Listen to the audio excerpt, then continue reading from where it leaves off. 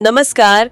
आज हम कुछ ऐसे देशों पर गहराई से बात करेंगे जो 2025 के अनुमानित प्रति व्यक्ति जीडीपी के लिहाज से मतलब सबसे नीचे आते हैं।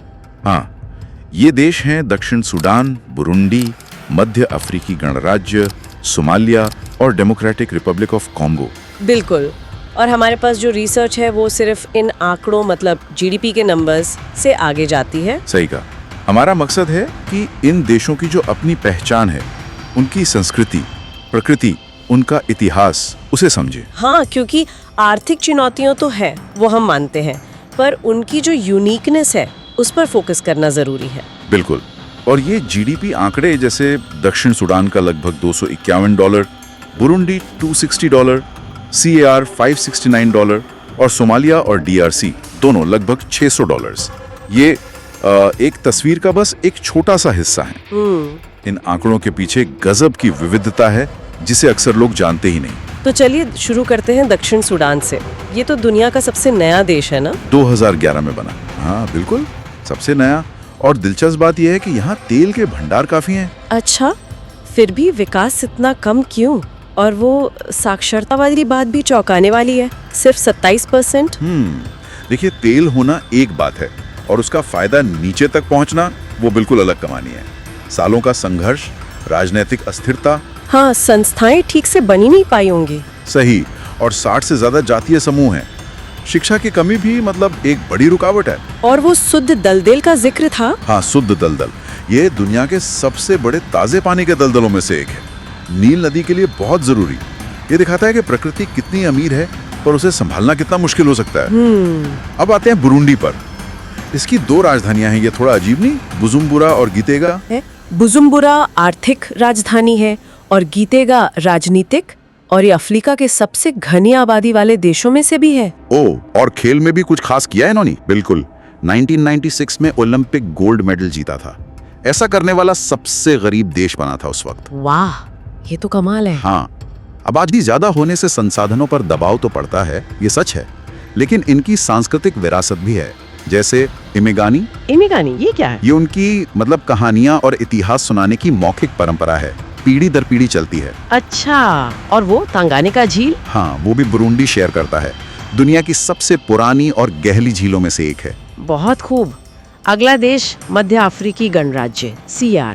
यहाँ की बायोडाइवर्सिटी जबरदस्त है, तो ना है, खासकर वो डजांगा सांगा पार्क। हाँ, डजांगा सांगा तो यूनेस्को वर्ल्ड हेरिटेज साइट है।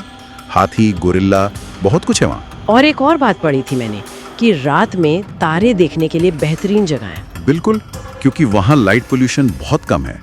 आसमान एकदम साफ दिखता है।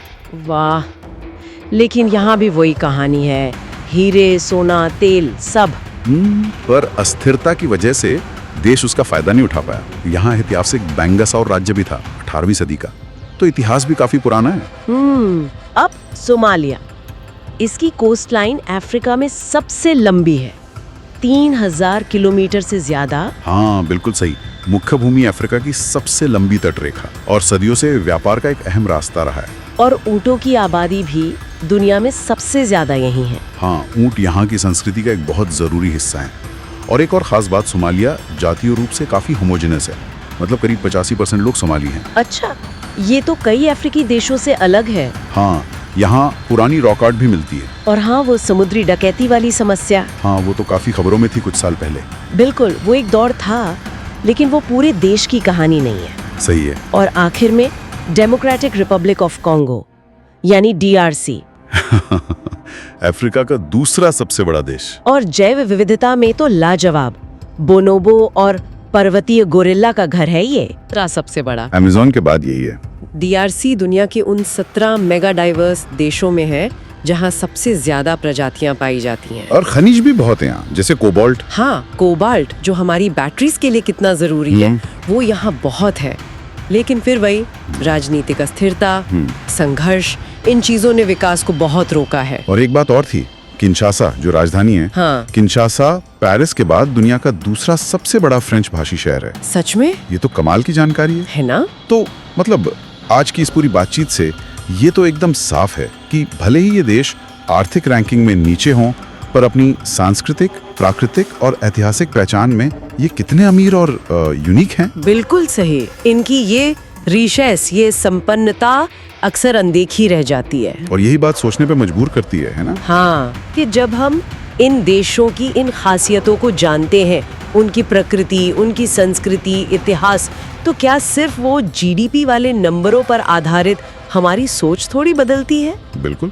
और ये सवाल भी उठता है कि ये जो विरोधाभास है, एक तरफ इतनी प्राकृतिक और सांस्कृतिक दौलत, दूसरी तरफ आर्थिक गरीबी, ये हमें विकास या डेवलपमेंट के बारे में क्या सिखाता है? शायद हमें विकास को सिर्फ पैसों से नहीं आंकना चाहिए। सोचने वाली बात है। शायद विकास के मायने कहीं ज्यादा गहरे हैं।